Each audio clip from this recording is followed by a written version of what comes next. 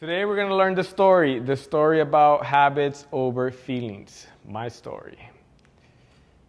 Got the slide girl helping me out. So as you guys know, me and my family migrated here when I was 9 years old.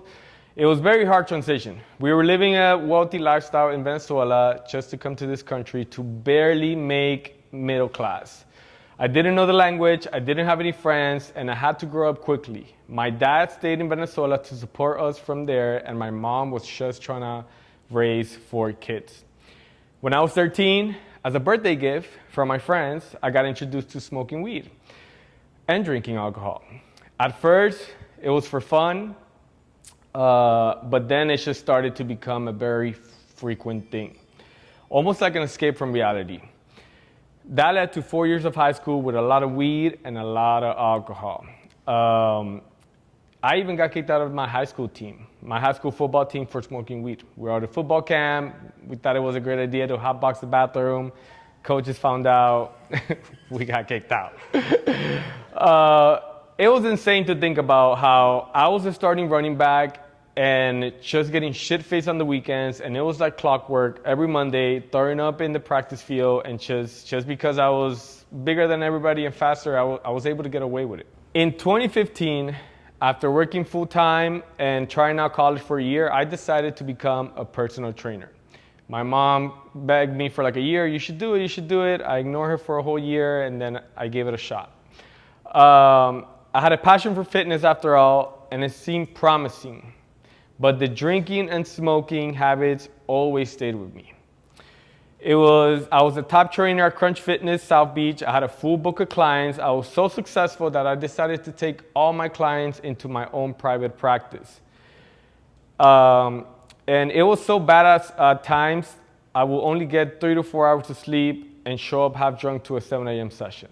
Yet, somehow, some way I was able to succeed with my shitty habits. I launched Wlaminca Fitness Personal Training, but the drinking and smoking habits still stayed with me. Not only did they stay, but they escalated. Ecstasy, cocaine, that was also part of the rotation now.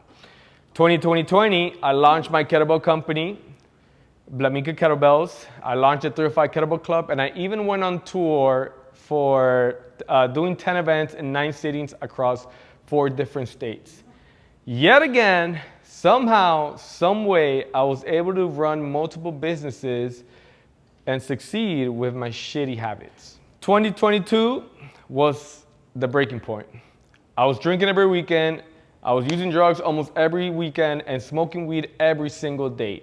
Out of the whole year, there must have been at least max of 2 weekends that I didn't do drugs or alcohol or anything. It was a big escape. Every time I was dancing, I kept having those thoughts in the back of my head. You shouldn't be doing this. You need to get it together. And slowly, they just started getting louder and louder, and the anxiety just kept creeping up and creeping up.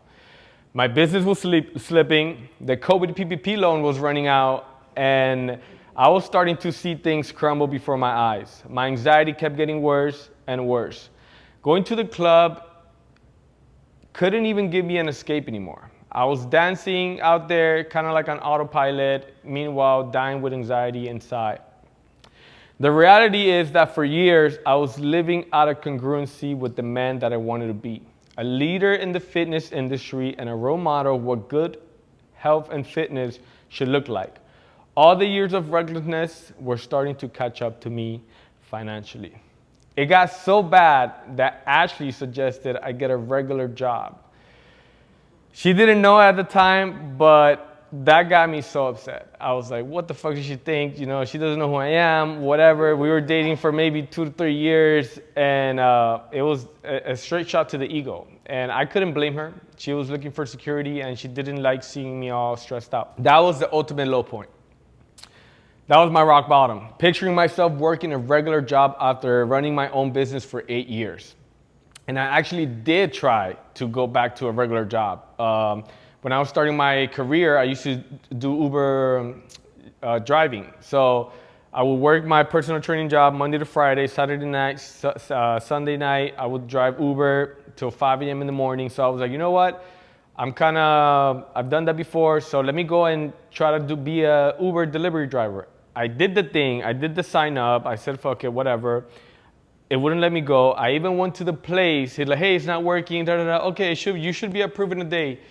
And I didn't get approved. Like there was a mistake, a bug or something. Like for some reason, it didn't let me deliver. Sometimes the universe has other plans for us, even when we can't see them. I did a lot of reflection. I read a lot of personal development books, a lot of podcasts, and I really got my vision back to where I wanted to take my business, which was to start an online coaching program.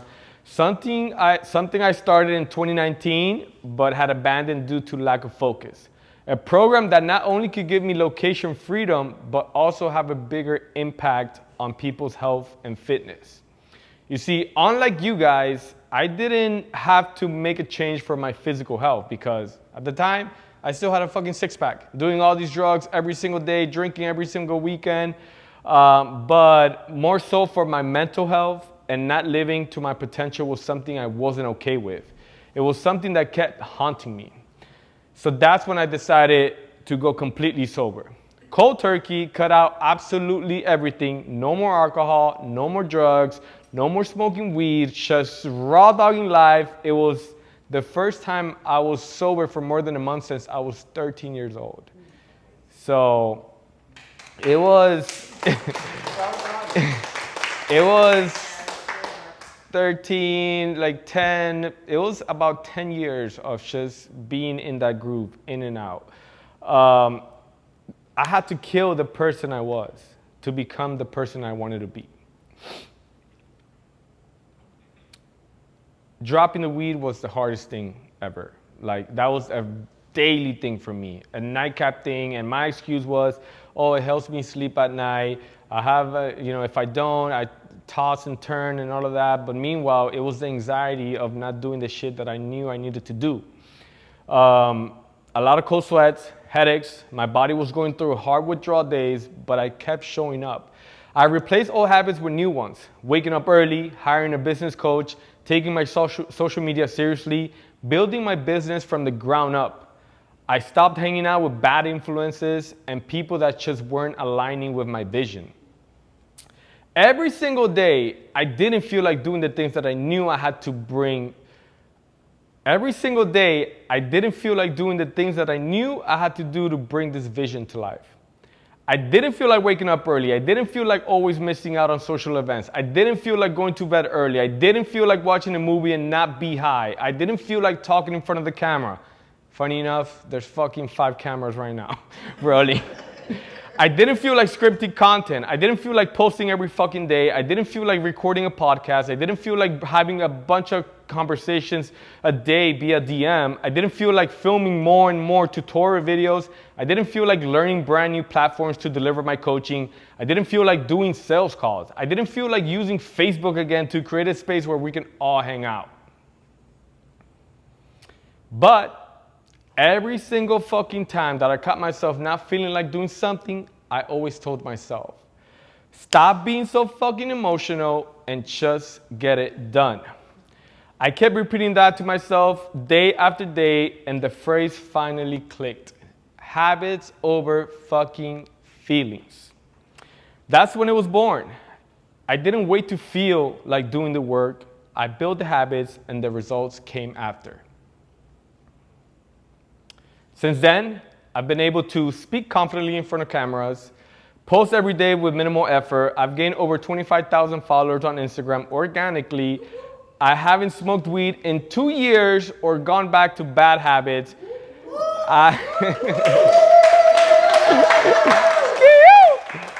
I'm engaged to my beautiful fiance, Ashley. I wake up at 4:30 a.m. and don't hit the snooze button. I've recorded and posted 26 episodes of my podcast. I've helped over 100 people transform their health and fitness, whether it's with one-on-one coaching or challenges or just with my content alone. I've created a business that I'm proud of, but most importantly, I am living in congruency with the person that I wanted to be, that I want to be. I was able to accomplish this by making the decision and putting my feelings to the side every time I didn't feel like doing something. So I ask you today, what's holding you back? Is it food, emotional eating, poor nutrition choices, or lack of portion control holding you back from your health goals? Is it laziness, the comfort zone that keeps you from taking action on the things that you gotta do? Substances like me? Is it tobacco? Is it alcohol? Is it weed? Drugs? They provide a temporary escape, but you know long term they're doing damage. Or is it just inconsistency, starting strong but failing to maintain the habits that lead to lasting change? Whatever it is, you have to put those feelings to the side in order for you to get to the next level. Whatever that may look like for you. We all have different stories, we all have different paths. But if I hadn't put those feelings to the side, maybe Elliot would have never dropped those 45 pounds. Shout out to Elliot, dropping 45 pounds, big work. Maybe Kenny would have never fixed his nutrition, which fixed his hormones, and him and his wife now have a beautiful baby girl after months of trying. Shout out to Kenny. Shout out to Kenny. Maybe Joseph would have never dropped those 25 pounds, and by default, his wife, Isela, would have never gotten in better shape as well. Give it up for Isela. She showed up today supporting her husband, and she hanged around with the kettlebell crew out there with the kettlebells, so shout out to you. Guys, the point that I'm trying to make is that you have to kill I had to kill the person I was to become who I am today. To be able to bring this vision of the Kettlebell Academy to life, I did that by operating by habits and not my feelings. And this is such a special moment for me because I've been thinking about this day since I launched this program 2 years ago. The moment where I could finally say, see, and feel, damn, all the hard work these past 2 years have been worth it.